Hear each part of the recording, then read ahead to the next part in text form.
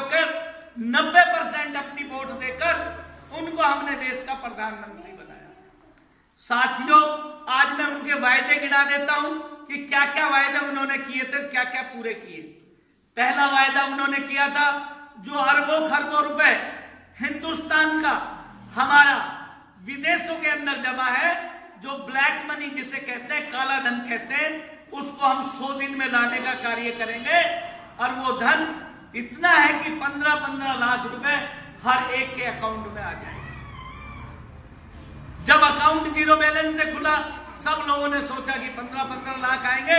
अगर नौकरी नहीं मिलती है, छोटा सा रोजगार करेंगे, कुछ भी कारोबार करेंगे और अपने परिवार का पालन पोषण करेंगे। साथियों, आज 5 साल हो गए, कहां गया वो पैसा? नहीं ला पाए।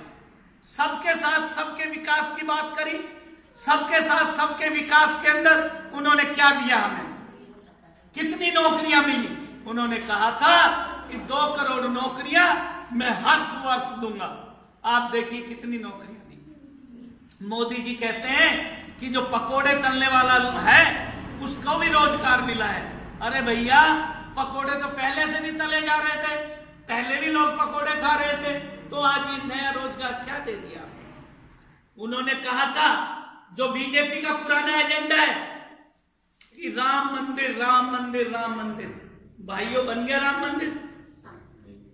तीसरा मुद्दा उनका क्या था? चौथा मुद्दा कि जो हमारा टकराव पाकिस्तान से चल रहा है, जो अलगाववादी पाकिस्तान से, जो पाकिस्तान से टेररिस्ट हमारे देश में आकर घमासान कर रहे हैं, हम उनको जड़ से खत्म कर देंगे।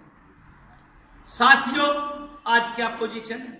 उरी का हमला देखिए, पुलवामा का हमला देखिए, आतंकवादियों से लड़ते लड़ते 2 आतंकवादियों को मारने के लिए 5 शहीद हमारे हो गए। 370 धारा नहीं हटी, 35A का वादा किया था वो नहीं हटा। जब तक 370 धारा और 35A, ये 370 धारा क्या है? ये 370 धारा वो है जो स्पेशल पैकेज नेहरू जी के टाइम में हमने कश्मीर को दिया। स्पेशल पैकेज ये है कि पूरे हिंदुस्तान के अंदर कश्मीरी कहीं भी प्रॉपर्टी ले सकता है, कहीं भी आ सकता है, कहीं भी जा सकता है और कुछ भी कर सकता है, लेकिन बाकी देश को कश्मीर में रहने का हक, जमीन जायदाद खरीदने का हक नहीं दिया गया। ये वो पैकेज है। हमारे ब्राह्मणों को, हमारे ब्राह्मण भाई कश्मीरियों को वहां से मार मार के भगा दिया गया। उन्होंने कहा था कि कश्मीर में हम अमन करके, शांति करके उनको स्थापित करेंगे, विस्थापित करेंगे। वो कार्य नहीं हुआ। आज जो फेलियर उनका रहा, हिंदुस्तान के अंदर गरीब और गरीब होता चला गया, नौकरियां नहीं मिली, बाकी जो अस्त व्यवस्था इस देश के अंदर है वो आप सब लोग देख ही रहे। इस सब को लेकर उन्होंने एक प्रोपगंडा किया कि ये इलेक्शन अब हमने कैसे जीतना है, ये इलेक्शन कैसे जीतना है। पुलवामा का अटैक हुआ, उस अटैक के बाद हवाई हमले पाकिस्तान पे किए गए। साथियों, मैं आपसे पूछना चाहता हूं, मैं इन वीरों को सलूट करता हूं जो पुलवामा के अंदर शहीद हुए। मैं उन वीरों को भी सलूट करता हूं जो आतंकवाद के खिलाफ लड़ते हुए शहीद हो गए। पुलवामा का डिसीजन जब हुआ, पूरा विपक्ष मोदी जी के साथ खड़ा था। सबने कह दिया, मोदी जी आर पार की लड़ाई लड़िए, हम आपके साथ हैं। माननीय मोदी जी ने कहा कि मैं बदला जरूर लूंगा। साथियों, जो बदला लिया है उसके बारे में मैं बता देना चाहता हूं बारीकी से। जो मीडिया के माध्यम से आप देख रहे हो, जो रोज मोदी मोदी हो रहा है वो देख रहे हो, इसके पीछे क्या साजिश है? सब साजिश एक ही है, सब साजिश एक ही है कि वो दोबारा से सत्ता के अंदर कैसे आ जाए।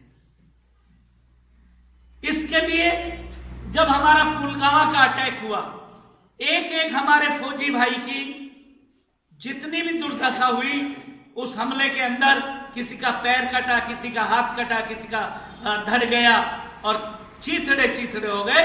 वो व्हाट्सएप के माध्यम से आप लोगों ने देखा होगा। जब उन्होंने ये पूछा कि 10 हवाई जहाज हमारे जाकर, लड़ाकू विमान जाकर 100,000 किलो के 10 गोले डाल के आए, तो कितनी कैजुअलिटी वहां पर हुई। पता चला कि कहीं पर किसी ने कहा 400, किसी ने कहा 300, किसी ने कहा 500।